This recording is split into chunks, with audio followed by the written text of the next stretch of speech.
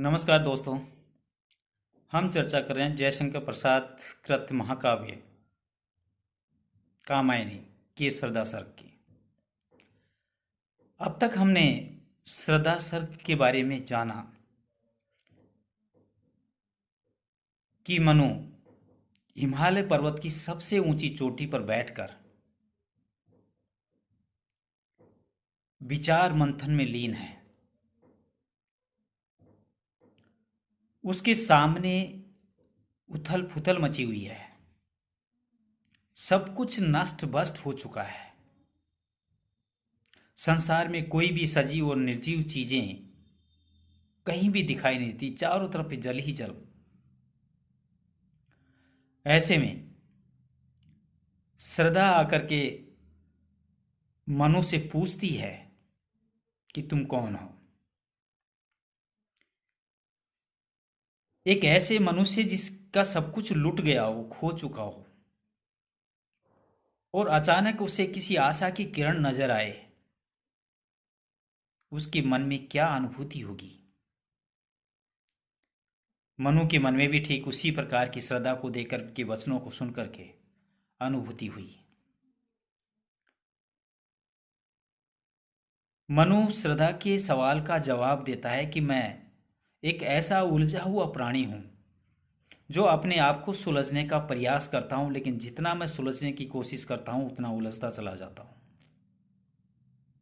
देवों की अंतिम संतान मनु अपने सामने एक सुखद साम्राज्य को खो देता है। अपने सुंदर अतीत को वो खत्म कर देता है नियति के कारण, और अब भविष्य में कोई आशा उसे नजर नहीं आती। उसके जीने का कोई आधार उसे नजर नहीं आता। वो अपने उलझनों के बारे में मनु को श्रद्धा को बताता है, और बताने के बाद में वो श्रद्धा से पूछता है कि पतझड़ समान मेरे जीवन में बसंत का काम करने वाली तुम कौन हो, कहां से आई हो, और यहां पर क्या कर रहे हो। श्रद्धा मनु से कहती है, और वो जब अपने मुंह से कुछ उच्चारण करती है तो मनु के हृदय को आनंद की अनुभूति होती है। ऐसा लगता है कि जैसे कोई कोयल बोल करके पुष्प को ये संदेश दे रही हो कि बसंत का आगमन हो गया है। मनु से श्रद्धा कहती है कि मुझे ललित कला के बारे में जानने का शौक था। मैं गांधार देश की रहने वाली हूं, और वहां से इसी खोज में मैं विचरण करने लगी ललित कलाओं के ज्ञान को प्राप्त करने के लिए। लेकिन खोजते खोजते मुझे पृथ्वी पर अनेक विस्मयकारी चीजें प्राप्त हुई, जिससे मेरी जिज्ञासा और ज्यादा जागृत हो गई, और मैं उस सुंदर वस्तुओं के सत्य को जानने के लिए एक स्थान से दूसरे स्थान पर विचरण करने लगी। और ऐसा करते करते मैंने सामने देखा कि हिमालय पर्वत खड़ा है। मेरे मन को इस तरह का आभास हुआ कि ये पृथ्वी के माथे पर सलवट शिखर किस तरह की है। श्रद्धा ने हिमालय पर्वत को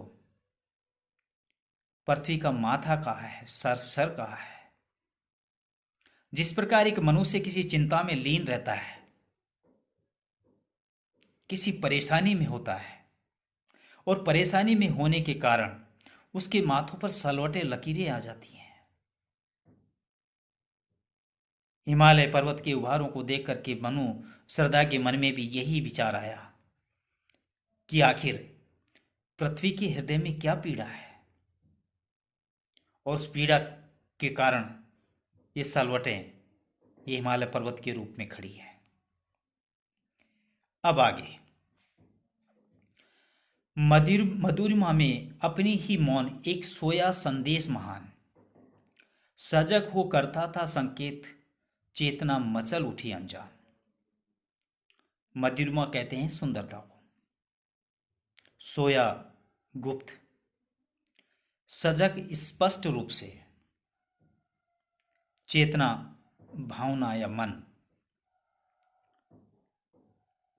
मचल उठी, आग्रह करने लगी अपने आप से, अनजान भोली बन करके।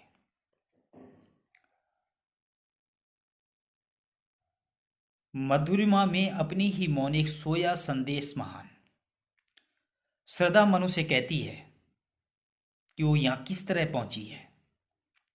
हिमालय मुझे स्पष्ट रूप से संकेत करता हुआ प्रतीत हुआ कि सजग हो करता था संकेत। सजग होकर के स्पष्ट रूप से ये संकेत करता हुआ मुझे प्रतीत हुआ कि मदिरमा में अपनी ही मौन एक सोया संदेश महान, कि उसकी मौन सुंदरता भगवान का कोई महान और गुप्त संदेश है। ऐसा आभास हुआ श्रद्धा को हिमालय पर्वत को देख करके कि हिमालय पर्वत उसे कोई संकेत देना चाहता है, कोई गुप्त संदेश देना चाहता है। और उस गुप्त संदेश में, उसकी मौनता में भगवान का कोई महान और गुप्त संदेश छिपा हुआ है।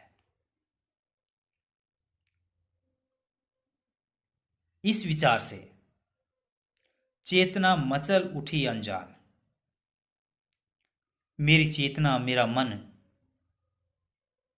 विचार करते हुए, मेरा भोला मन उन चीजों को जानने के लिए, जिज्ञासा को जानने के लिए मेरा भोला मन तड़प उठा। और मैं उस हिमालय पर्वत के कारण पृथ्वी के हृदय के अंदर दबे हुए दर्द को जानने के लिए, उनकी पीर को जानने के लिए, उनकी पीड़ा को जानने के लिए यहां तक चली आई। आगे, बड़ा मन और चले ये पैर, बड़ा मन और चले ये पैर, सैल मालाओं का श्रृंगार, आंख की भूख मिटी ये देख, हाय कितना सुंदर संभार। श्रृंगार कहते हैं रमणीयता को, सुंदरता को। आंख की भूख, नेत्रों की तृष्णा या नेत्रों की प्यास, संभार सामग्री, दृश्य। श्रद्धा मनु को बताती है कि जब मुझे ऐसा लगा कि हिमालय पर्वत स्पष्ट रूप से कोई संकेत कर रहा है, उसकी मौन सुंदरता में भगवान ने कोई गुप्त संदेश छोड़ रखा है, और उस गुप्त संदेश को जानने के लिए मेरा मन, मेरा भोला मन तड़प उठा, और उसे निकटता से देखने के लिए मैं यहां चली आई। आगे, मन में उत्साह उठते ही बड़ा मन और चले ये पैर, मन में उत्साह उठते ही मेरे पैर अपने आप हिमालय पर्वत की तरफ चल पड़े। सैल मालाओं का श्रृंगार और पर्वत की रमणीय चोटियों, सुंदर चोटियों को देखकर, जिसमें अनेक प्रकार के अनगिनत सुंदर दृश्य भरे हुए हैं, आंख की भूख मिटी ये देखा कितना सुंदर संभार। मेरे नेत्रों की सारी तृष्णा, सारी प्यास पूरी हो गई उन सारी चीजों को देख करके। जैसे ही मैं हिमालय पर्वत की तरफ, मेरे कदम अपने आप बढ़ते चले गए और मैंने पृथ्वी की सुंदरता को जाना, प्रकृति को जाना, इन सुंदर रमणीय चोटियों को मैंने जाना, देखा, और उन चोटियों में अनगिनत सुंदर, एक से बढ़कर एक मनोरम दृश्यों को मैंने देखा। उन सारी चीजों, सारे दृश्यों को देख करके मेरी आंखें जिन्हें देखने के लिए प्यासी थी, उनकी प्यास मिट गई। ये सब श्रद्धा इसलिए कह रही है कि वो मनु ने जब श्रद्धा से जाना कि तुम कौन हो और कहां से आई हो और यहां क्यों आई हो, श्रद्धा यहां आने का कारण बताना चाह रही है। उसकी शुरुआत वो इसलिए करती है कि उसके मन में एक जिज्ञासा थी ललित कलाओं की कला के बारे में जानने की, और उन ललित कलाओं की शिक्षा प्राप्त करने के लिए वो किसी विद्वान ऋषि महर्षि को के पास जाना चाहती थी। लेकिन विधि का विधान कुछ इस तरह का था कि ललित कलाओं को जानने के लिए कोई ऋषि और मुनि तो उसे नहीं मिला। इसके कारण वो एक स्थान से दूसरे स्थान पर विचरण करने लगी, और विचरण करते करते करते करते वो उस जगह पर पहुंच गई जहां मनु गहन मुद्रा में, गहन चिंतन स्थिति में बैठा हुआ है। उन्होंने वहां पर जाकर के प्रकृति के एक से बढ़कर एक सुंदर दृश्यों को देखा, जिन दृश्यों को देख करके उनकी आंखें हमेशा जिज्ञासा किया करती थी। हिमालय पर्वत को देखा, उन्हें धरती की पीड़ को देखा। उनको लगा कि हिमालय पर्वत मात्र एक पर्वत नहीं है, बल्कि ये इस पृथ्वी का मस्तक है, और इस पर्वत पर जो सलवटें पड़ी हुई हैं, जो उभार लगे हुए हैं, वो उभार नहीं है बल्कि पृथ्वी के माथे पर कोई शिकन है, कोई चिंता है, जिस चिंता के कारण वो वेदना से, वो दर्द से, वो दुख से तड़प रही है। और उस चिंता की जानकारी प्राप्त करने के लिए श्रद्धा हिमालय पर्वत को और नजदीक से देखना चाहती है। लेकिन वहां पहुंचकर उसे वो सारी चीजें, वो सारी संपदा जो पृथ्वी अपने आप में समेटे हुए थी, हिमालय पर्वत पर जाने पर उन्हें ज्ञात हुआ, जिन चीजों को कभी जीवन में उन्होंने आज तक नहीं देखा था, वो सारी चीजों की जानकारी उन्होंने उस हिमालय पर्वत से प्राप्त की। उनके नेत्र जिन चीजों को देखने के लिए तड़प रहे थे, वो सुंदर मनोरम दृश्य देख करके उनकी प्यासी आंखें तृप्त हो गई, और उनकी जिज्ञासा और नई चीजों को देखने के लिए बढ़ती चली गई। इस तरह श्रद्धा मनु को अपने आने का कारण बताती है। इस कड़ी में आज इतना ही। अगली कड़ी में इसके आगे की हम चर्चा करेंगे। तब तक नमस्कार।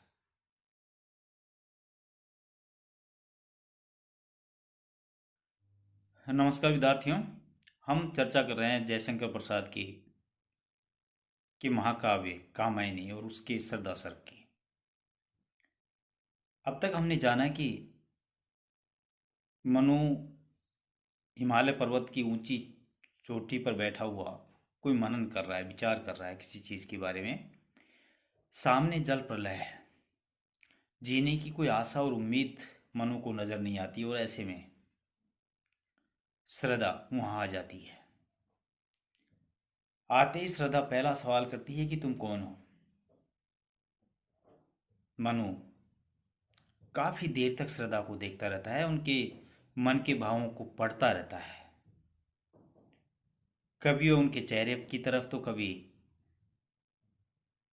बालों की तरफ, कभी वस्त्रों की तरफ, कभी उनके हृदय की तरफ, कभी उनके हृदय के अंदर उठने वाले भावों की तरफ देख करके विचार करता है, और एक उसके मन में जीवन की एक आशा का संचार होता है। जो व्यक्ति अब तक ये समझ बैठा था कि संसार में सब कुछ खत्म हो गया है, नष्ट हो गया है, और अचानक उसे इस बात का एहसास होता है कि कोई तो है जो उसका साथ देने के लिए इस दुनिया में अभी बरकरार है। ऐसे एक आशा, एक उम्मीद लगा करके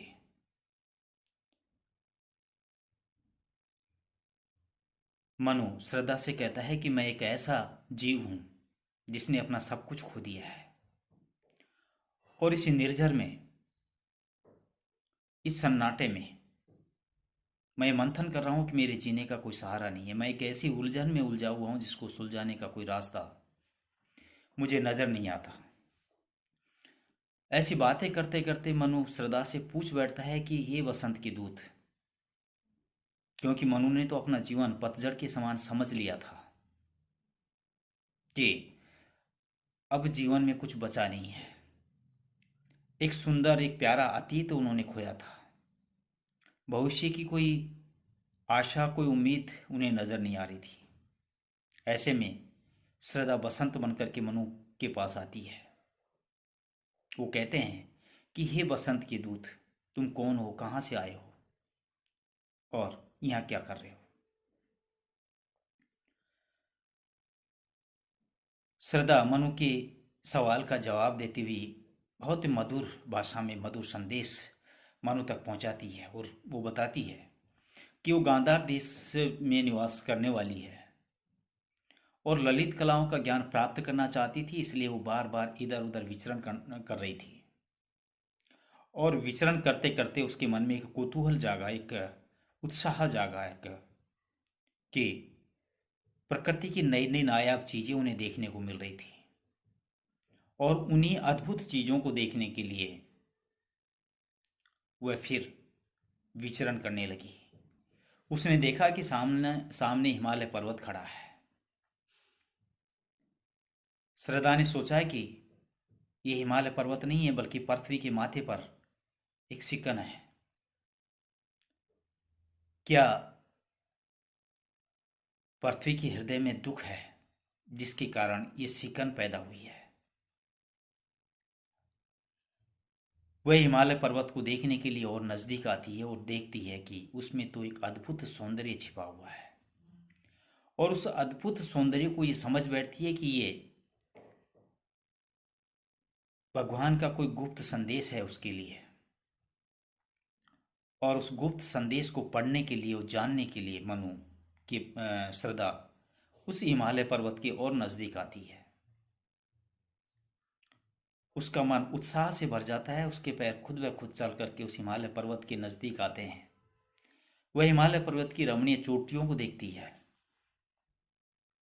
वहां की फैली हुई फल संपदा को देखती है। उसका मन अभिभूत हो जाता है। उसका विचलता हुआ मन शांत हो जाता है। अब आगे। एक दिन सहसा सिंधु अपार लगा टकराने नगतल शुद्ध, अकेला ही जीवन निरुपाय आज तक घूम रहा निशब्द। शुद्ध गरजता हुआ, निरुपाय विवश, विशब्द चुपचाप शांत भाव से। श्रद्धा मनु को बता रही है कि वो किस तरह हिमालय पर्वत की चोटी तक पहुंची है। वो कहती है कि इस तरह वो इस प्रकृति के अद्भुत सौंदर्य को देखती देखती हिमालय पर्वत के नजदीक आ जाती है और निहारने लगती है इस प्राकृतिक सौंदर्य की के फैले हुए वैभव को। तभी अचानक एक दिन सहसा सिंधु अपार लगा टकराने नगतल शुद्ध, सीमाहीन होकर के समुद्र, अपने किनारों को तोड़ता हुआ समुद्र पर्वत के नीचे गरजने और टकराने लगा। ये प्रलय की अवस्था के पूर्व या प्रलय की अवस्था के दिन की बात श्रद्धा मनु को बता रही है। अकेला ये जीवन निरुपाय आज तक घूम रहा निशब्द, उसी समय से आज तक मैं विवश होकर के चुपचाप घूम रही हूं। अर्थात मैं जब इस प्राकृतिक संपदा को निहार रही थी, जब धीरे धीरे हिमालय पर्वत पर चढ़ रही थी, उसी समय मैं पीछे मुड़ करके देखती हूं कि सुदूर में फैला हुआ समुद्र अपने किनारों को तोड़ता हुआ पृथ्वी को समेट रहा है, जलमग्न कर रहा है। चारों तरफ भीषण झंझावात चल रहे हैं, तहस नहस प्रकृति का हो रहा है। मैं चुपचाप एकटक उस दृश्य को निहार रही थी और मैं देखते ही देखती हूं कि चारों तरफ वन संपदा, प्राकृतिक जीव जंतु और प्रकृति की नायाब चीज़ें उस जल के बाउंडर के अंदर फंस जाती हैं और फंस करके नष्ट होती चली जाती हैं। मैंने अपने आप को अकेला ऐसा ही महसूस किया, और किसी जीव की, किसी आशा को लिए हुए मैं हिमालय पर्वत पर चढ़ने लगी, इस उम्मीद से कि क्या पता कोई मेरे समान कोई और भी इस दुनिया में मेरा सहारा मिल जाए। और उसी सहारे की तलाश में मैं भटकती भटकती यहाँ तक आ गई हूँ, और आज तक मैं भटक रही हूँ। अब आगे, यहाँ देखा कुछ बलि का अन्न भूत हित रथ, किसका ये दान, इधर कोई है अभी सजीव, हुआ ऐसा मन में अनुमान। बलि यज्ञ को कहते हैं भूत हित, प्राणियों के कल्याण के लिए। मनु को श्रद्धा अपने यहाँ पहुंचने का कारण बताती है, आपको किस तरह भटकती हुई यहाँ तक पहुंची है। उसने सामने उस भीषण जल को फैलते हुए, उस समुद्र को किनारे तोड़ते हुए देखा है, और मैंने अपने आप को ऐसा ही महसूस तो किया है, लेकिन फिर भी एक आशा मन में लगा करके, इस उम्मीद से मैं यहाँ तक पहुंची हूँ कि कोई तो है जो मेरा साथ देने के लिए इस भीषण झंझावात में मेरी प्रतीक्षा कर रहा है। यहाँ देखा कुछ बलिकान, श्रद्धा मनु से कहती है कि मैं विचरण करते करते, भटकते भटकते जब यहाँ आ रही थी, तो मैंने यहाँ निकट ही किसी यज्ञ के बचे हुए अन्न को देखा। मैंने सोचा, भूत हित रथ किसका ये दान, कि प्राणियों के कल्याण के लिए ये दान किसने किया है। अर्थात मन में एक आशा का संचार हुआ कि इस हिमालय पर्वत पर फैला हुआ बिखरा हुआ अन्न है, यज्ञ किया हुआ है। मेरे मन में यह आशा जगी कि निश्चित रूप से कोई प्राणी यहां पर था या है, जिसने प्राणियों के कल्याण के लिए, उनके हित के लिए यज्ञ का प्रबंध किया है। इधर कोई है अभी सजीव, मेरे मन में एक आशा, एक उम्मीद जगी कि कोई जीव अभी मौजूद है जो इस पृथ्वी पर फैले हुए प्रलय से बच करके यहां पर है। मन में ऐसा अनुमान उठा, हुआ ऐसा मन में अनुमान। श्रद्धा कहती है कि मनु से कि उस फैले हुए अन्न कणों को देख करके, उस यज्ञ के भाग को देख करके मैंने मन में ऐसा अनुमान लगाया कि प्रलय के द्वारा सब कुछ नष्ट होने पर भी कोई व्यक्ति अभी जीवित है, और मैं इसी आशा को मन में लिए ढूंढते ढूंढते, विचरण करते करते, भटकते भटकते मैं यहां तक पहुंची हूं। श्रद्धा भी उसी पीड़ा में पीड़ित है जिस पीड़ा में मनु ग्रसित है। ईश्वर का एक विधान था कि सृष्टि की दोबारा रचना उसे करनी है, और सृष्टि की दोबारा रचना करने के लिए उसने मनु को छोड़ा इस संसार में दोबारा जीव उत्पन्न करने के लिए। और बिना और नर और नारी के मिलाप के जीव की उत्पत्ति नहीं हो सकती। अतः इस विधि के विधान के तहत उन्होंने मनु के पास श्रद्धा को भेजा। संपूर्ण सृष्टि का विनाश हो गया, वो भी ईश्वर की एक इच्छा थी, क्योंकि ईश्वर सृष्टि की एक नई संरचना करना चाहता है, और नई संरचना करने के लिए विगत जो भी सृष्टि के अंदर है उन सबको नष्ट होना ही होगा। ये ईश्वर की इच्छा भी है और ईश्वर का आदेश भी है। इसलिए सब कुछ नष्ट वष्ट होने के बाद भी ईश्वर के मन में जागी हुई वो इच्छा को पूर्ण करने के लिए श्रद्धा को मनु के पास पहुंचना ही था, और ईश्वर ने ये मधुर मिलाप करवाया। इस कड़ी में आज इतना ही। अगली कड़ी में इसके आगे की हम चर्चा करेंगे। तब तक नमस्कार।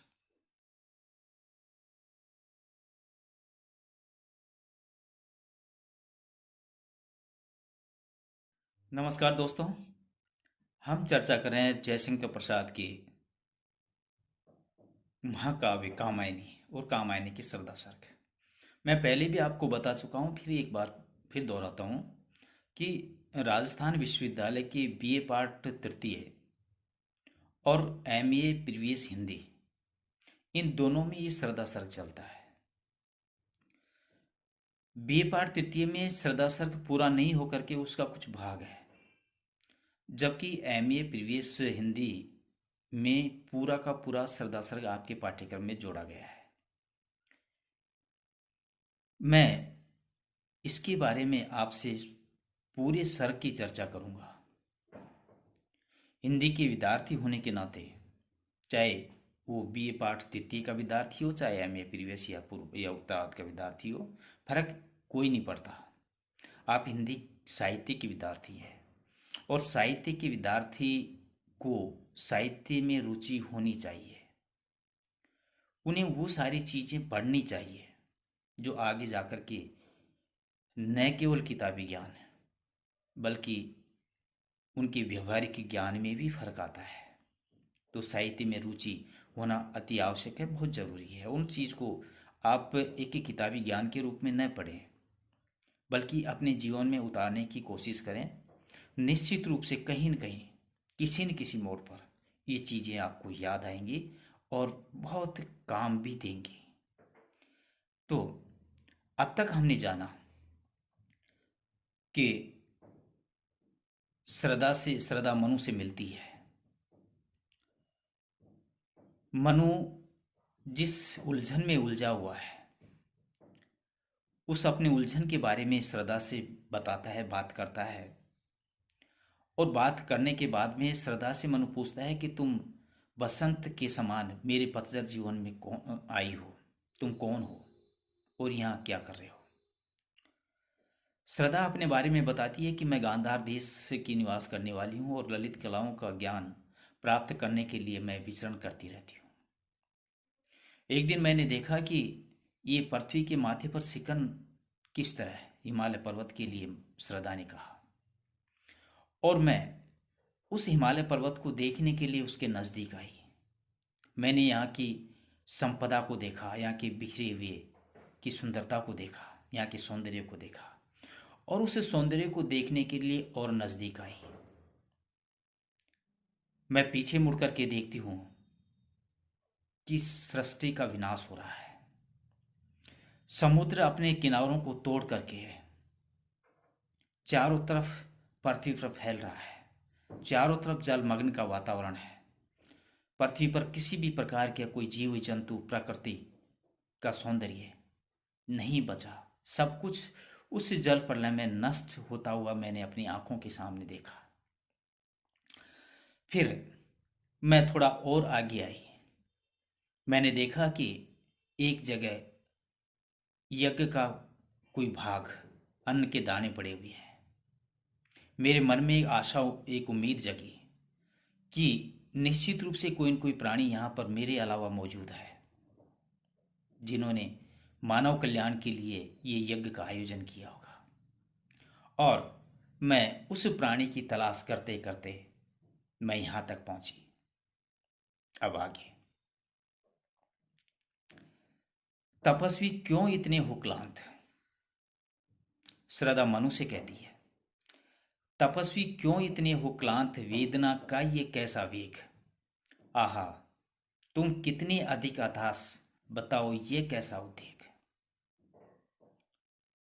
जिस परिस्थितियों में मनु जी रहा था, निश्चित रूप से उसी परिस्थिति में श्रद्धा भी जी रही थी। लेकिन श्रद्धा का मन बेचैन नहीं था, व्याकुल नहीं था, निराश नहीं था। और श्रद्धा मनु का मन पूरी तरह से टूट चुका था।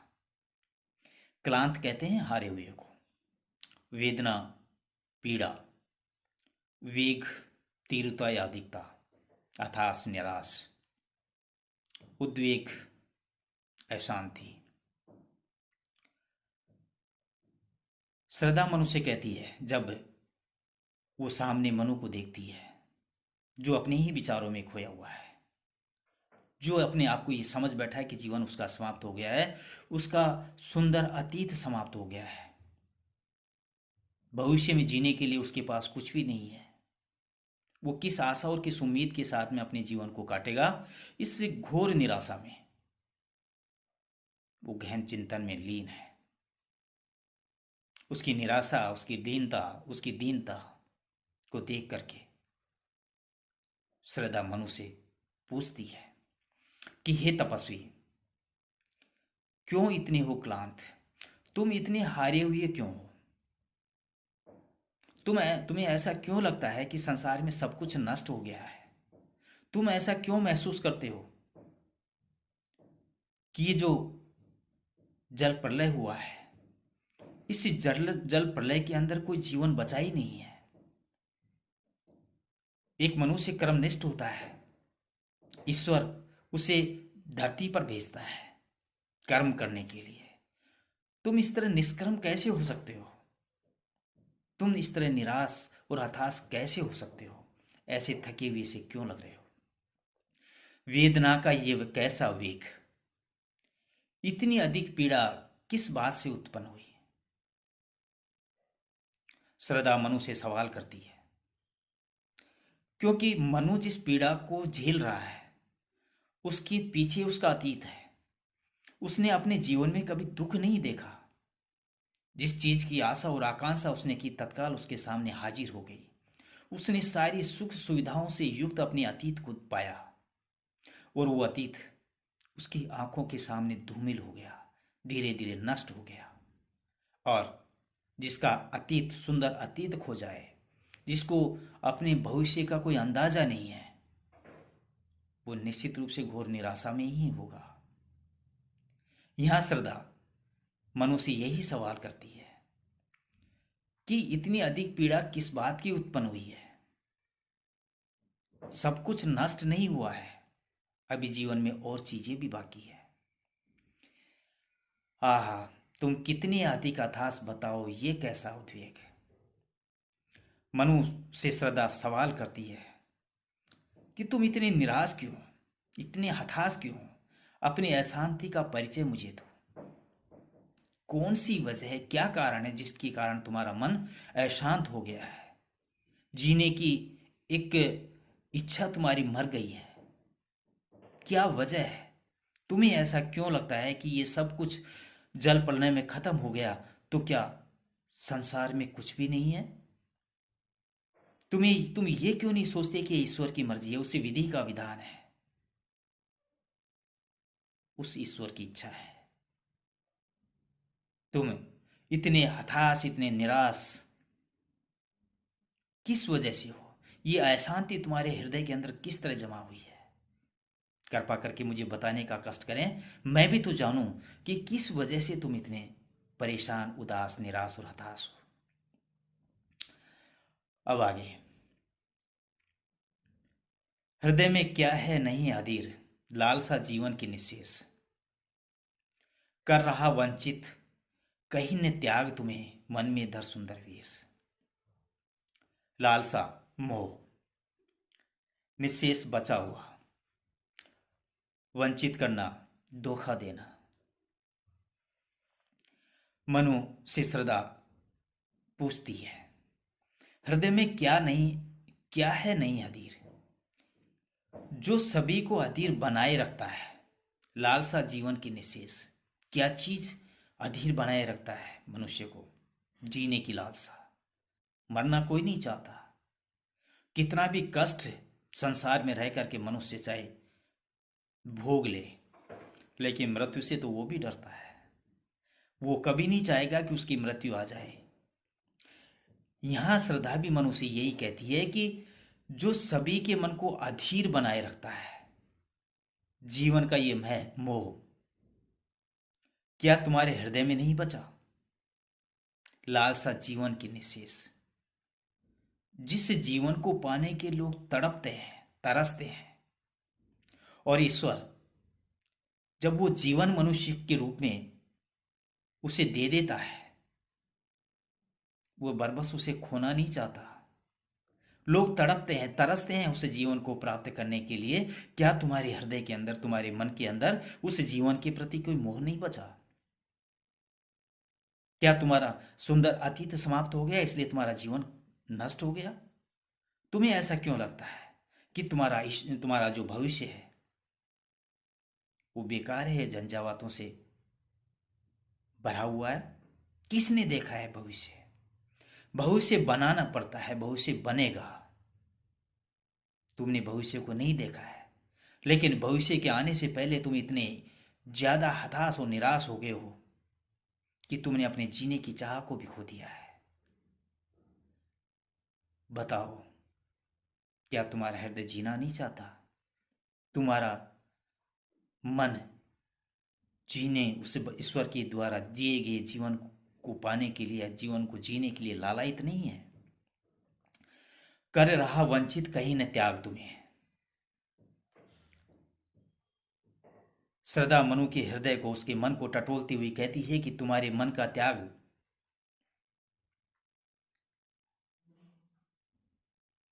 मन में धर सुंदर वेश। सुंदर वेश धारण करके कहीं तुम्हें धोखा तो नहीं दे रहा है? कहीं ऐसा तो नहीं है कि तुम्हारे मन में जीने की इच्छा ही समाप्त हो गई हो और तुम एक तपस्वी की भांति, जो इस संसार को, सांसारिक माया मोह के जंजाल से मुक्त होना चाहता है, तुम्हें वो ज्ञान प्राप्त हो गया हो कि संसार में जो कुछ भी है वो नश्वर है, नासवान है, और तुम उन सब चीजों से परे होना चाहते हो? क्या वो त्याग तुम्हारे मन में सुंदर वेश धारण करके तुम्हें इस संसार से विमुक्त तो नहीं कर रहा है?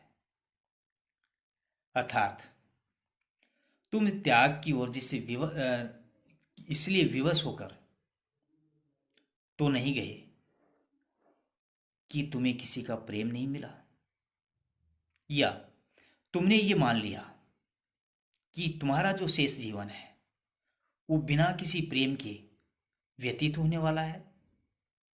तुमने अपने भविष्य का अंदाजा किस तरह लगाया? तुम दूरगामी चीजों को नहीं देख सकते। उस ईश्वर की मर्जी है, और उस ईश्वर की मर्जी के तहत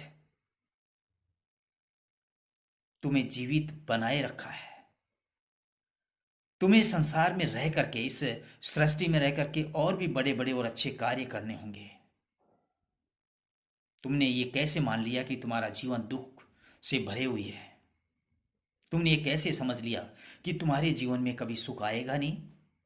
तुमने ये कैसे मान लिया कि तुमने अपना सुंदर अतीत खो दिया है? तो वो सुंदर अतीत क्या भविष्य बन करके दोबारा नहीं आ सकता? यहां मनु के हृदय को टटोलने की कोशिश कर रही है श्रद्धा, और उनके सोए हुए जज्बातों को जगाने का प्रयास कर रही है। एक आशा का संचार मनु के हृदय में करना चाह रही है श्रद्धा। जिस झंझावातों की कल्पना मात्र से मनु अपने आप को टूटा हुआ महसूस कर रहा है, उस टूटन और जकड़न से बाहर निकालना चाहती है श्रद्धा। और इस तरह आशा और विश्वास के साथ अपने मन के भाव श्रद्धा मनु के सामने व्यक्त करती है, कि ताकि उसका टूटा हुआ हृदय एक बार फिर खड़ा हो जाए और एक नई आशा और नई उम्मीद उसके मन और हृदय के अंदर उत्पन्न हो जाए। आज बस इतना ही। अगली कड़ी में इसके आगे की हम चर्चा करेंगे। तब तक नमस्कार।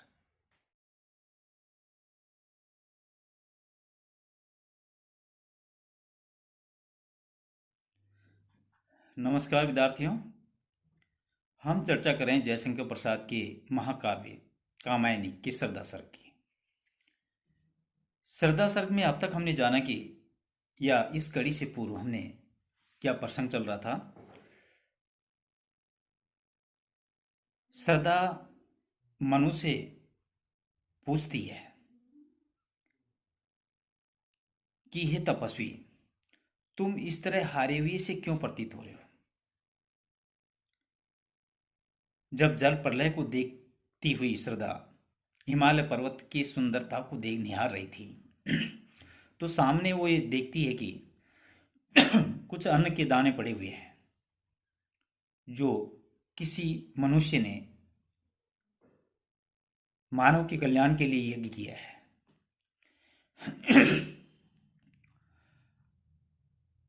उस दानों को देख करके उन्हें अंदाजा लगाया कि निश्चित रूप से कोई न कोई प्राणी यहाँ पर मौजूद है, और वो ढूंढती ढूंढती उस स्थान पर चली जाती है जहां पर मनु चुपचाप वेदना से ग्रसित होकर के, चिंता में मग्न होकर के विचारों में खोए हुए है।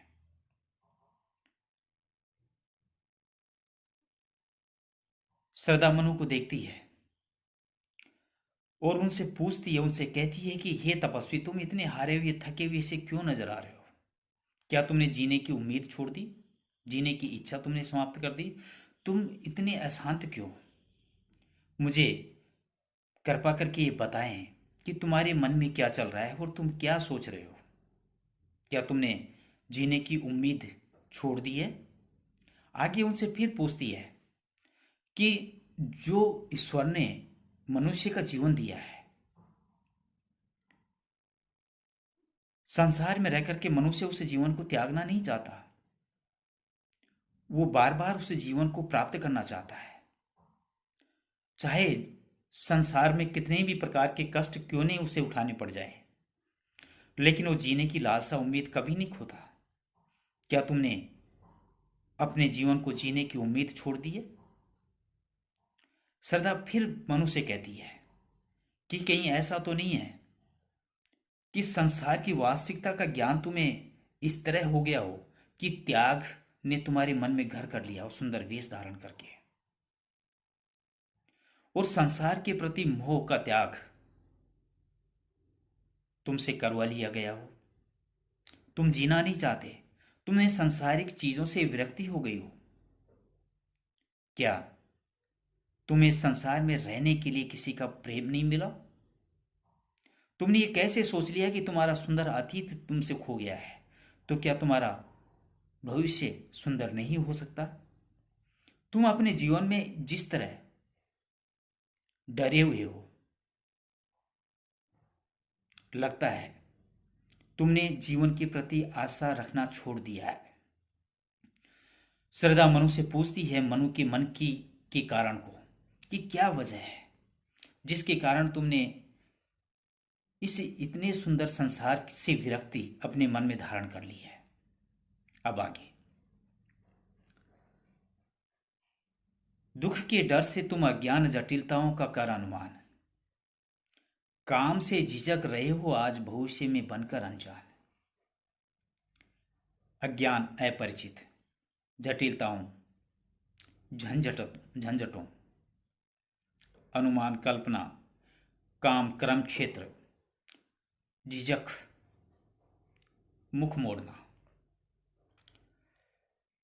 दुख के डर से तुम अज्ञान जटिलताओं का कर अनुमान, तुम पहले से अपरिचित जो झंझावात हैं, जो झंझट हैं, की कल्पना करके उनसे उत्पन्न होने वाले दुख से भयभीत हो रहे हो। श्रद्धा मनु से कहती है कि भविष्य किसने देखा है? तुम तो मन में यह अंदाजा लगाए बैठे हो कि हमारा जीवन, मेरा जीवन जटिलताओं और झंझावातों से भरा हुआ है, झंझटों से भरा हुआ है, जिनके बारे में तुम जानते तक नहीं हो। तुम्हारे जीवन के भविष्य में क्या होने वाला है, तुम्हें आगे जाकर के क्या करना है, तुम्हें किस कार्य को पूरा करने के लिए ईश्वर ने आदेश दिया है, तुम्हें नियति के तहत अपने जीवन को किस तरह संवारना है, जिन चीजों के बारे में तुम्हें ज्ञान ही नहीं है, उन चीजों की कल्पना करने मात्र से तुम्हें यह लगता है, क्योंकि तुमने अपना सुंदर अतीत खोया है, चारों तरफ इस प्रलय के वातावरण को तुमने देखा है, और इन सारी चीजों को देख करके तुम्हारे हृदय में निराशा घर कर गई है, और तुम्हें ऐसा लगता है कि आने वाला समय, आने वाला भविष्य भी उन अपरिचित जो तुम्हें दिखाई नहीं दे रहे हैं, तुम्हें लगता है कि कष्टों में गुजरने वाला है, व्यतीत होने वाला है, और उन्हें आने वाले कल के बारे में गलत या बुरे विचार मन में लेकर के तुम भयभीत और दुखी हो रहे हो। काम से झिझक रहे हो आज, जिसका परिणाम यह है कि आज आने वाले कल के भय से तुम अपने कर्म क्षेत्र से मुख मोड़ बैठे हो। ईश्वर ने तुम्हें जीवन दिया है, उस विधि के विधान ने तुम्हें जीवन दिया है, इस सृष्टि की रचना करने का एक दायित्व तुम्हें दिया है। किसी कार्य करने के लिए, किसी अच्छे कार्य के लिए ईश्वर ने तुम्हें इस पृथ्वी पर भेजा है, मनुष्य का रूप दिया है, मनुष्य के रूप में, मनुष्य की योनि में तुम्हें जन्म दिया है। तुम ये भूल बैठे हो कि किसी कर्म के कारण तुम यहां पर उपस्थित हुए हो, यहां पर आए हो। तुम अपने कर्म क्षेत्र के बारे में नहीं जानते, तुम्हें नहीं पता है कि तुम्हें आगे जाकर के क्या करना है। आने वाले कल के लिए सिर्फ गलत बातें, बुरे विचार मन में लेकर के तुम अपने कर्म क्षेत्र से मुंह मोड़ करके भाग रहे हो, जब तुम्हें अपने आने वाले कल का पता ही नहीं है, अपने भविष्य का तुम्हें पता ही नहीं है, आने वाले सुख और दुखों के बारे में तुम कुछ जानते ही नहीं हो। आज क्यों उनकी बुरी कल्पनाएं करके अपने मन को दुखी कर रहे हो? क्यों संसार से विमुक्त हो रहे हो? क्यों संसार से दूर भागने का प्रयास कर रहे हो? अच्छी बातें, सकारात्मक सोच भी मन में होनी चाहिए। क्या पता ईश्वर ने तुम्हें किस कारण से भेजा है, ये तुम्हें नहीं पता है। तुम अपने कर्म क्षेत्र से इस तरह नहीं भागना चाहिए, नहीं भाग सकते। काम के झिझक रहे हो आज, भविष्य में बनकर अनजान है। तुम नहीं जानते हो कि जिस भविष्य की तुम कल्पना कर रहे हो वह उससे भिन्न भी हो सकता है। श्रद्धा मनुष्य कहती है कि तुम कल्पना कर रहे हो, और तुम ऐसी कल्पना कर रहे हो क्योंकि तुमने अभी अभी तुम्हारे सामने उस जल प्रलय को देखा है, सृष्टि के विनाश को देखा है, गुजरे हुए तुम्हारे सुंदर अतीत को देखा है। तुम्हें ऐसा महसूस होता है कि आने वाला कल भी तुम्हारे लिए दुखों से भरा हुआ होगा। तुम सिर्फ कल्पना कर रहे हो, अच्छी चीजों की तुम कल्पना नहीं कर रहे हो, तुम उस बुरे भविष्य को लेकर के चिंतित हो। लेकिन तुम ये कैसे अंदाजा लगा रहे हो कि आने वाला कल क्या तुम्हें दुखी दुख देगा? क्या उसमें कोई अच्छाई छिपी हुई नहीं है? तुम्हें आशान्वित होना चाहिए, कर्म क्षेत्र में उतरना चाहिए। जिस कर्म के कारण ईश्वर ने तुम्हें इस पृथ्वी पर भेजा है, तुम्हें उस कर्म में विश्वास रखना चाहिए। दुख और सुख जीवन के दो पहलू होते हैं। दुख के बिना सुख का कोई औचित्य नहीं है, और सुख के बिना दुख का कोई मतलब नहीं होता। तुमने मन में एक गलत धारण कर ली है कि तुम्हारा भविष्य निराशा में होगा, अंधकार में होगा, लेकिन ऐसा नहीं है। तुम्हें इसी निराशा की गर्त से बाहर निकलना चाहिए, और तुम्हें यह भी सोचना चाहिए, सकारात्मक सोच मन में लानी चाहिए कि तुम्हारा जीवन सुख में भी तो हो सकता है। अच्छे कार्य करने के कारण तुम्हारा आने वाला कल आनंदित करने वाला भी तो हो सकता है। श्रद्धा मनु के मन में खोए हुए विचारों के कारण उस निराशा को दूर करने का यहां भरसक प्रयास कर रही है। आगे, कर रही लीला में आनंद, महाचिति सजग हुई सी व्यक्त, विश्व का उन्मिलन अविराम, इसी में सब होते अनुरक्त। लीला में, माया में, महाचिति विराट चेतना उस ईश्वर के लिए कहा गया है। सजग होना, हृदय में भावना को जगाना, जागृत करना, अविराम सुंदर। श्रद्धा मनु को चेतना में दोबारा लाना चाह रही है, आशा का संचार उसके मन में करना चाहती है। जिस निराशा के गर्त में खोए हुए है, जिस बुरे भविष्य की धारणा मन में बिठाए हुए है, उसको सकारात्मक सोच को दोबारा उत्पन्न करना चाहती है। वो आगे कहती है कि कर रही लीला में आनंद, महाचिति सजग हुई सी व्यक्त। आनंद की सिद्धि के लिए ईश्वर ने हृदय में एक दिन ये भावना जगी कि विश्व का उन्मिलन अविराम, इसी में सब होते अनुरक्त। कि मैं, क्योंकि ईश्वर तो एक है, कि मैं अनेक रूपों में प्रकट हो जाऊं। आनंद की सिद्धि प्राप्त करने के लिए ईश्वर ने एक दिन अपने मन में विचार किया, एक भावना जगी कि मैं अनेक रूपों में पृथ्वी पर प्रकट हो जाऊं। विश्व का उन्मिलन अविराम, इसी से ही सुंदर संसार बना,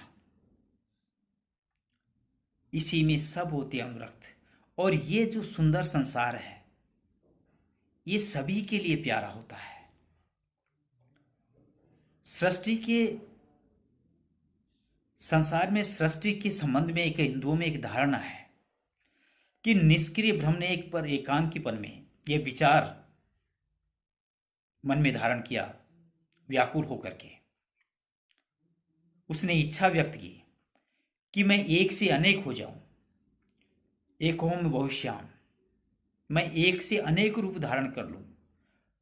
और उन्होंने अपनी माया शक्ति से इस संसार की रचना की, जिससे सिद्ध होता है कि सृजन में ही आनंद की प्राप्ति होती है। मनुष्य श्रद्धा कहती है कि जब परमात्मा ही क्रम में लीन है तब उसका बनाया हुआ मनुष्य कर्म से कैसे मुख मोड़ सकता है। अर्थात जिस ईश्वर ने, जब वो एकांकीपन ईश्वर ने महसूस किया और एकांकीपन महसूस करके अपनी व्याकुलता को मिटाने के लिए एक दिन अपने आप से उन्होंने कहा, विचार किया कि मैं एक से अनेक क्यों नहीं हो जाऊं। और इसी सोच के साथ में उसने संसार की रचना की, और वो संसार सबके लिए उतना ही प्यारा है। श्रद्धा मनुष्य यही कहती है कि जब वो ईश्वर हमेशा कर्म में लीन रहना चाहता है तो उसकी बनाई हुई सृष्टि का वह मानव क्यों कर्म से विमुक्त होना चाहता है, अलग होना चाहता है। यह मनाचिति, महाचिति और आनंद जो शब्द का प्रयोग किया गया है वो ईश्वर के तीनों गुणों, सत्व, रज और तम, तीनों के रूप में किया गया है। मनु के हृदय के अंदर जो पीड़ा है उस पीड़ा को हटाना चाहती है श्रद्धा। वो बताना चाहती है कि हम यहां पर उपस्थित हैं, उसके पीछे निश्चित रूप से कोई न कोई प्रयोजन है। ईश्वर ने हमारी रचना की है, इस संसार को एक नए रूप में ईश्वर उत्पन्न करना चाहता है। ये प्रलय की स्थिति ऐसे ही उत्पन्न नहीं हुई। वह ईश्वर इसी संसार से ऊब गया था। उसने इन पुरानी चीजों को नष्ट करना उचित समझा और उन्होंने ऐसा किया। और अब फिर उस सृष्टि की रचना करना चाहता है, और उस सृष्टि की रचना करने के लिए उन्होंने आपको और हमको मिलाया है। आप अपने मन में ये क्यों सोच के बैठे हैं कि आपका आने वाला कल आपके जीवन में दुखदायी होगा? क्योंकि उस ईश्वर के मन की जो कल्पना है उसको न तो आप जानते हैं और न मैं जानती हूं। इसलिए अपने मन में सकारात्मक सोच रखो और आने वाले भविष्य की प्रतीक्षा करो। निश्चित रूप से वो आने वाला कल आज से कहीं ज्यादा बेहतर होगा। ऐसा श्रद्धा ने मनु को समझाने का प्रयास किया। इस कड़ी में आज इतना ही।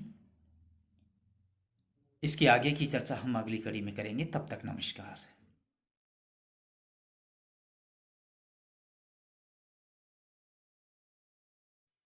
नमस्कार दोस्तों, हम अब तक चर्चा कर रहे हैं जयशंकर प्रसाद की महाकाव्य कामायनी की और कामायनी की भी श्रद्धा सर की।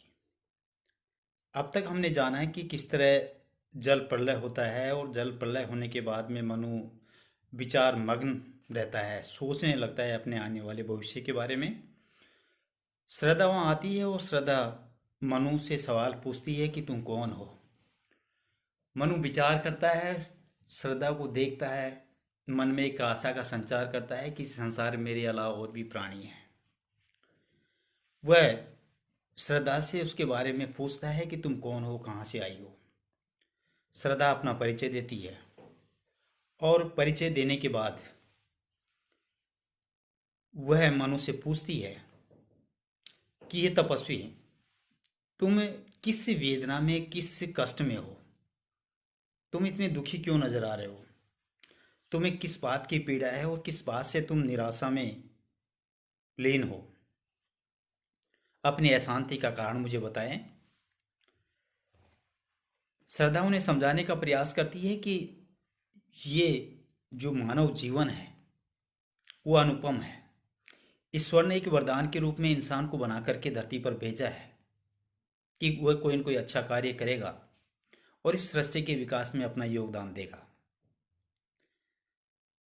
श्रद्धा मनुष्य कहती है कि तुम्हें देख करके ऐसा एहसास होता है, ऐसा लगता है कि तुम्हारे मन के अंदर त्याग की भावना ने घर कर लिया है और तुम संसार से विरक्त होते चले जा रहे हो।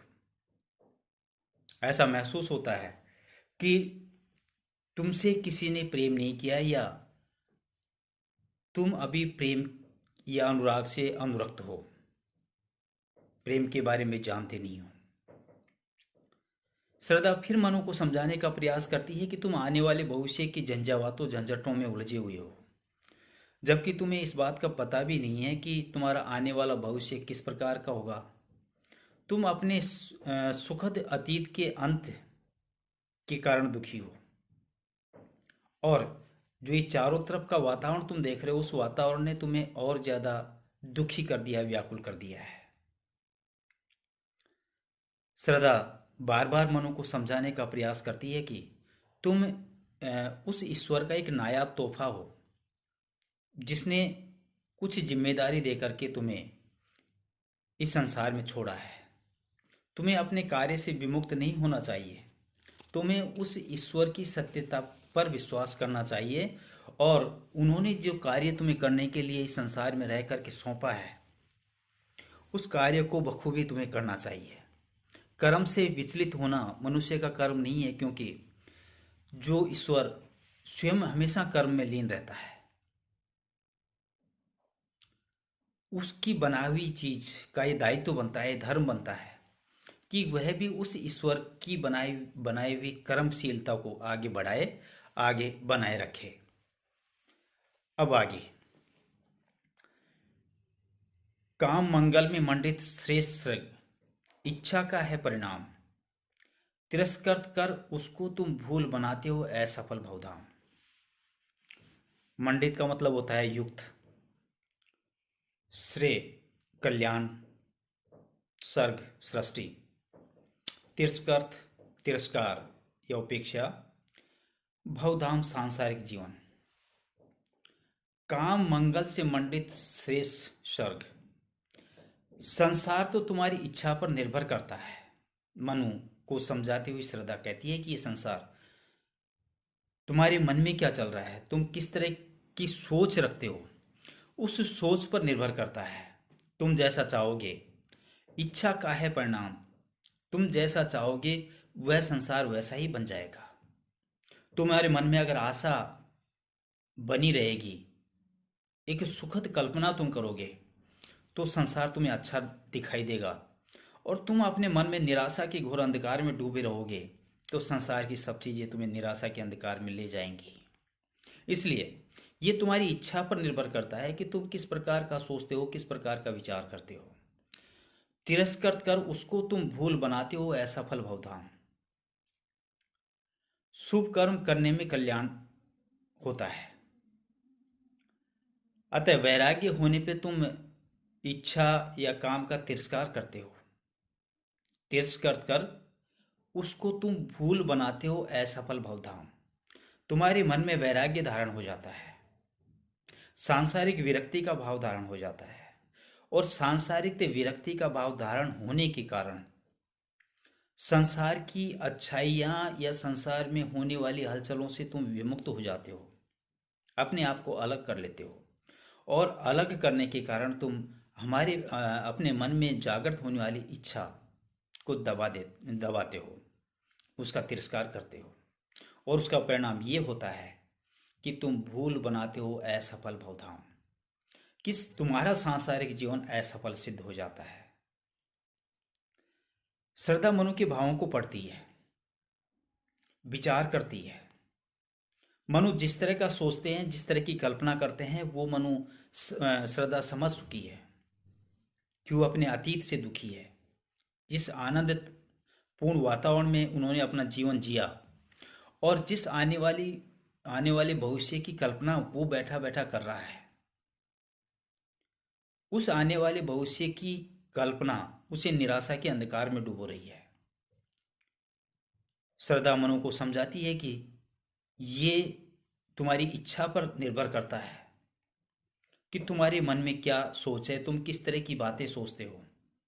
अगर तुम्हारे मन में आशा है, कुछ नए जीवन को जीने की उमंग है, कुछ कर गुजरने की क्षमता है, तो निश्चित रूप से ये संसार अच्छा होगा।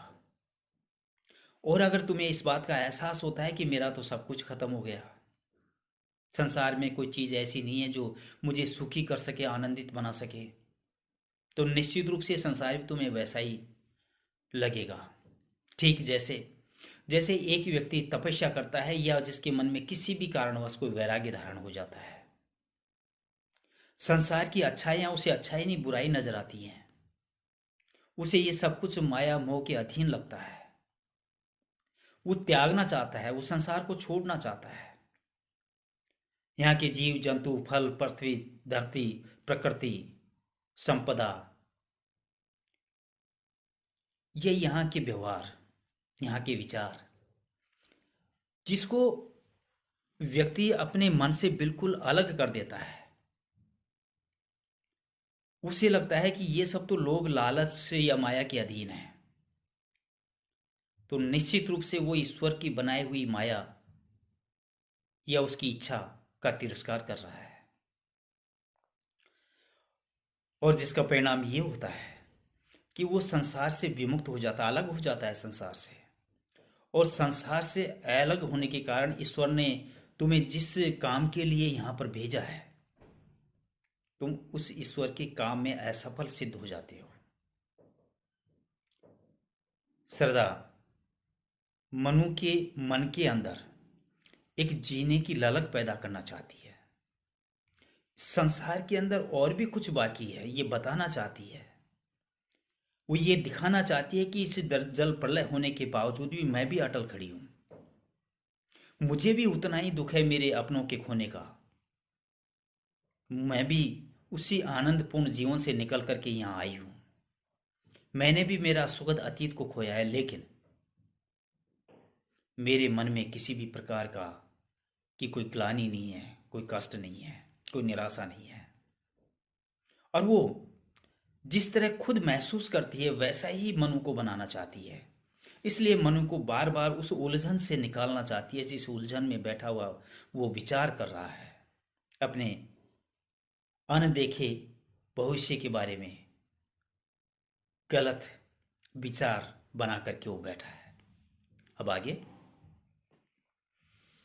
दुख की पिछली रजनी बीच विकसता सुख का नवल प्रभात, एक पर्दा ये झीना नील छिपाए है जिसमें सुंदर गाथ, पिछली जो गुजर चुकी है अंतिम रजनी रात, नवल नवीन, झीना पतला सा हल्का सा, नील अंधकार में, और गात शरीर। श्रद्धा मनु को आगे समझाती हुई कहती है कि दुख की पिछली रजनी बीच विगसता सुख का नवल प्रभात है। रात के समाप्त होते होते जैसे नवीन सूर्य का उदय होता है, उसी प्रकार दुख के जाते जाते सुख प्रारंभ हो जाता है। श्रद्धा मनु को समझाने का प्रयास करती है कि एक जोड़ा है संसार में, दुख और सुख का, और दोनों ही चीजें स्थायी नहीं होती, सबकी एक अवधि होती है, एक निश्चित समय होता है। अगर मनुष्य के जीवन में दुख आता है तो वो दुख की भी एक निश्चित कड़ी है, निश्चित अवधि है। जिस प्रकार रात्रि आती है और रात्रि आते आते वो धीरे धीरे अपने चली भी जाती है, खत्म भी हो जाती है, और जैसे ही रात्रि खत्म होती है तो सूर्य का उदय होता है। और सूर्य के उदय होने के साथ में प्रकाश चारों तरफ फैलता भी है, उजाला भी होता है। यानी अंधकार और उजाला, अंधकार के जाने के बाद में उजाला आता है, दुख के जाने के बाद में सुख आता है, या सुख के जाने के बाद में दुख आता है। मनु ये बताती है कि ये जो तुम देख रहे हो, ये जो जल प्रलय की स्थिति तुम्हारे सामने, तुम्हारी आंखों के सामने जो नाच रही है, ये स्थायी नहीं है। ये रात्रि का अंधेरा है, ये तुम्हारे जीवन का आया हुआ दुख है। और जिस प्रकार रात्रि का अंधेरा जाने के बाद में सूर्य उदय होगा, उजाला होगा, जीवन का संचार होगा, ठीक उसी प्रकार ये तुम्हारे सामने फैला हुआ दुख, इसका भी अंत निश्चित है। और इसके जाने के बाद में जिस प्रकार सूर्य का उजाला होता है, उसी प्रकार तुम्हारे जीवन में सुख का उदय होगा। और उस सुख के उदय होने के साथ में तुम्हारा जीवन फिर चलता हुआ नजर आएगा, तुम्हें सब चीजें अच्छी नजर आएंगी। लेकिन तुम आज ही उस अनदेखे कल्पित भविष्य की कल्पना कर रहे हो, जिसके बारे में तुम जानते नहीं हो। इसलिए अपने हृदय में उम्मीद बनाए रखो, आशा बनाए रखो। ये चीजें जो सामने दिखाई दे रही हैं, ये स्थायी नहीं है। एक पर्दा, ये जीना नील छिपाए है जिसमें सुखगात। उषा का शरीर सुबह की वेला जब रात्रि निकलती है और जब सुबह आती है, रात्रि जाने और सुबह आने के बीच में अंधेरा धीरे धीरे छटता है, उजाला धीरे धीरे आता है। ऐसा लगता है कि जैसे एक महीन पतला सा कपड़ा जिसमें धुंधला सा कुछ दिखाई देता है। वो सुख और दुख के बीच का समय है, वो रात्रि और सुबह की वेला के बीच का समय है। उषा का शरीर जैसे अंधकार के हल्के पट से ढका रहता है, उसी प्रकार दुख के जिसमें सुखगात, जिसमें उसी प्रकार दुख के हल्के आवरण में सुख छिपा रहता है। मनुष्य की इस बात का अंदाजा नहीं होता। जिस प्रकार रात्रि जाती है और सुबह आती है, लेकिन उस क्षितिज जिसको कहें, रात और दिन के उजाले के बीच का जो समय है, वो एक झीना सा, जिसमें अंधकार धीरे धीरे छटता है और प्रकाश धीरे धीरे आता है। उसी प्रकार मनुष्य के जीवन में अगर दुख है तो उस क्षितिज की अवस्था में वो दुख धीरे धीरे चला जाता है और सुख उसका स्थान ले लेता है, और मनुष्य को ये पता भी नहीं चलता कि वो जो सामने देख रहा है, जो दुख का समय है, वो कब निकल गया, कब गुजर गया। मनुष्य में ये कमी होती है कि वो दुख आता है तो घबरा जाता है। वो उस समय उसको निराशा में नहीं डूबना चाहिए, उसे प्रतीक्षा करनी चाहिए अपने अच्छे दिनों की। और निश्चित रूप से अगर वो प्रतीक्षा करेगा, अगर मन में आशाएं बनाए रखेगा, जीने की ललक बनाए रखेगा, उस दुख का मुकाबला करने के अपने जज्बातों को बनाए रखेगा, अपने हृदय में सहन शक्ति और ताकत बनाए रखेगा, तो निश्चित रूप से मानिए कि वो जी जाएगा और वो उन दुखों का अंत भी कर देगा और सांसारिक सुखों से वो पूरी तरह से अपने आप को भिगो भी लेगा। श्रद्धा बार बार मनु को ये समझाने का प्रयास करती है कि तुम्हें निराशा में नहीं डूबना चाहिए। ये जो तुम्हारा जो अतीत है, जिसको तुम सुखमय कहते हो कि तुमने बहुत अच्छा जीवन जिया है, ये क्यों भूल जाते हो कि उसके बाद में दुख की कड़ी तुम्हारी शुरू हुई है, और एक दिन ये दुख की वेला भी समाप्त हो जाएगी और दुख के बाद में फिर वही जो तुम्हारा पुराना जो अतीत था, सुखमय अतीत था, वही तुम्हारे सामने तुम्हारा भविष्य बन करके आ जाएगा। तुम्हें अपने मन में आशा बनाए रखनी चाहिए, एक उम्मीद बनाए रखनी चाहिए, कि हिम्मत बनाए रखनी चाहिए। इस प्रकार श्रद्धा मनु को बार बार समझाने का प्रयास करती है। इस कड़ी में आज इतना ही। अगली कड़ी में फिर इसके आगे की हम चर्चा करेंगे। तब तक नमस्कार।